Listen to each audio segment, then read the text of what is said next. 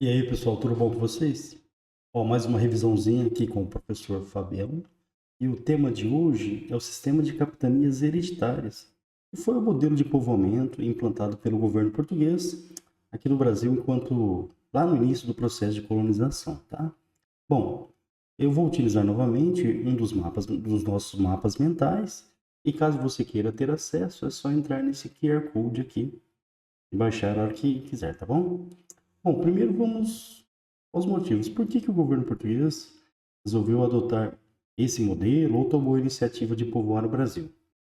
A chegada da frota de Cabral, né, o chamado descobrimento do Brasil, acontece ali em 1500.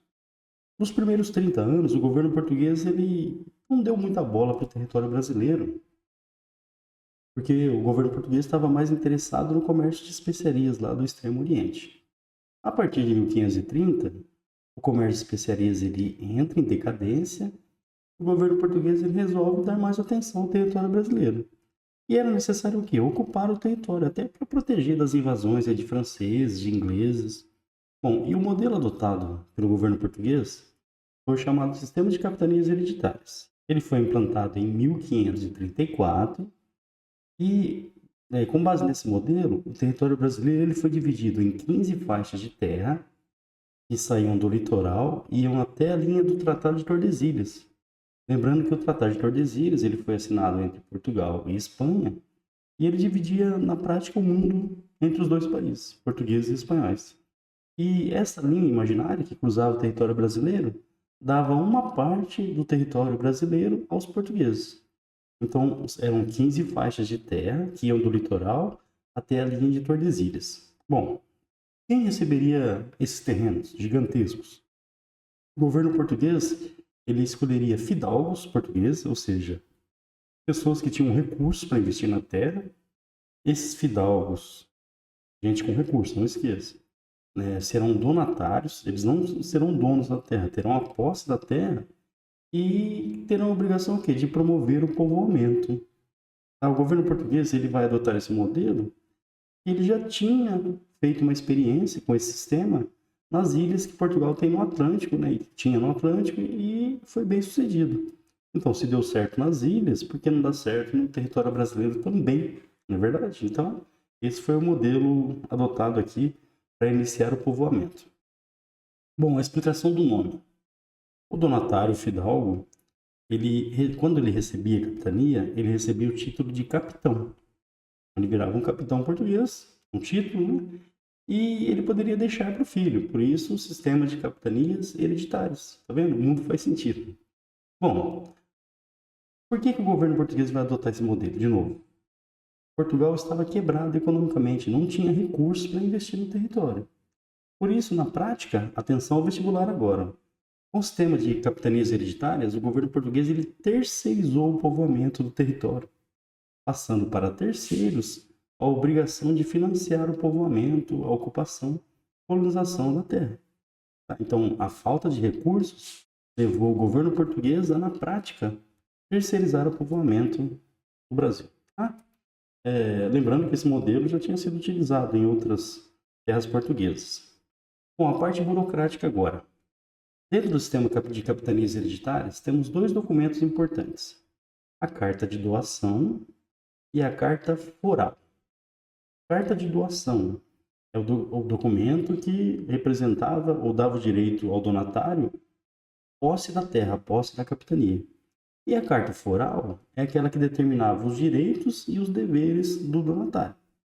Então, a carta foral determinava direitos e deveres, e a carta de doação era o documento que dava o direito da posse da capitania. Bom, primeiro vamos aos deveres do donatário. Um dos principais deveres, né, o governo português ele queria proteger a terra, era impedir que outros países, a França, a Inglaterra, a Holanda, invadissem nosso território, ocupassem o nosso território, o território português no caso. Então, fazer a proteção da terra. Desenvolver a colonização, ou seja, fazer a terra produzir economicamente, agricultura, pecuária, procurar ouro, prata também. Combater as tribos indígenas que fossem hostis.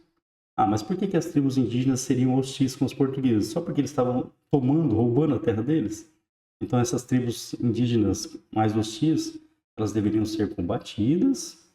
Outra coisa importante que era dever do donatário, garantir o monopólio real sobre o pau-brasil. O governo português, ele arrendava, o rei de Portugal, ele arrendava a exploração do pau-brasil. O pau-brasil era só dele, tá, pessoal? E ele vendia o direito de exploração dessas terras. E uma das principais obrigações do donatário era garantir esse monopólio ao rei de Portugal. E o outro, óbvio, né, pessoal, está até em vermelho aí no mapa, cobrar os impostos, né? Lembrando, o principal imposto português era o quinto, né? Já ouviu a expressão o quinto dos infernos? Acho que a origem é daí, né? O governo português, no geral, ele cobrava 20% aí sobre a renda, né? Sobre o ouro, por exemplo, tá? Então, garantir a cobrança de impostos para o rei de Portugal. Bom, agora vamos aos direitos. Tem dever, mas tem direitos também. Explorar os recursos, então era direito do donatário explorar ouro, prata, ganhar dinheiro com agricultura, com pecuária. Desenvolver a agricultura, pecuária, e isso garantiria impostos também para o rei de Portugal e para o donatário.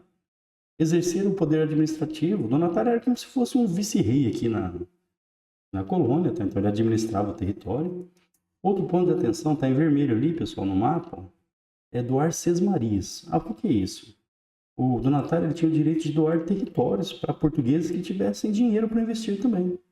Então, esses terrenos, normalmente, eles eram muito grandes e assim era feita a distribuição de terras no Brasil, nesse período, com a chamada sesmarias. O que é um ponto de atenção? Esse processo, né, esse modelo, ele acaba iniciando essa má distribuição de terras no Brasil, nessa concentração fundiária que a gente tem hoje em dia, causando muitos conflitos. No Brasil, a gente sabe, a distribuição das terras é muito ruim. E o início desse processo é lá na colônia, ainda com a distribuição de sesmarias. Muita gente não tem terra nenhuma e pouca gente tem muita terra. Bom, escravizar os nativos, utilizar a mão de obra dos nativos, tá? Então era direito também do donatário. E exercer o poder de juiz. Para alguns casos, ele tinha também o direito de exercer o poder de juiz. Bom, pessoal, agora pensa comigo. Ó, eu sou o rei de Portugal agora, tá? Então, Dom Fábio I, eu vou te fazer uma proposta. E aí, você quer ser um donatário meu? Receber uma capitania lá no Brasil, um território gigantesco? Você vai ter alguns deveres, mas muitos direitos também? E aí, você aceitaria? Você acharia um bom negócio? Será que esse negócio deu certo? Será que esse modelo implantado por Portugal deu certo? Um minutinho para pensar, tá? Vou colocar um relógio para depois. Um minutinho para pensar. O sistema foi um fracasso, pessoal. O modelo de capitanias hereditárias ele não funcionou. Tá? E a explicação é óbvia, né? O governo português ele simplesmente o quê? Ele terceirizou o povoamento e não contribuía com nenhum recurso. Então ele passou para os donatários todo o custo do povoamento, da colonização. Lembrando que tudo tinha que começar do zero. E outra, o donatário tinha garantia que o dinheiro investido seria recuperado? Não. Então, assim, o alto custo do empreendimento dificultava bastante. Outra coisa, isolamento. Era tudo muito distante, demorava muito para chegar, as notícias demoravam muito, né? Então, inclusive entre as capitanias, era tudo muito demorado. Em relação a Portugal, mais ainda. Então, esse isolamento dificultava. A agressividade dos povos nativos, mas por que eles eram agressivos? Estavam defendendo seu território. Os invasores eram os portugueses, então isso também dificultava a ocupação. O fato é que boa parte das capitanias sequer foram ocupadas, e das 15 implantadas pelo governo português, apenas 2 deram certo, Pernambuco e São Vicente, principalmente Pernambuco. O restante fracassou, tá, pessoal? Então, esse modelo de povoamento, em termos de capitanias hereditárias, não deu certo, levando o governo português a tomar uma outra medida, que foi a criação do governo geral do Brasil em 1549.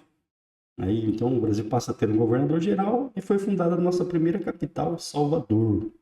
Mas isso é assunto para uma outra revisão com outro mapa mental.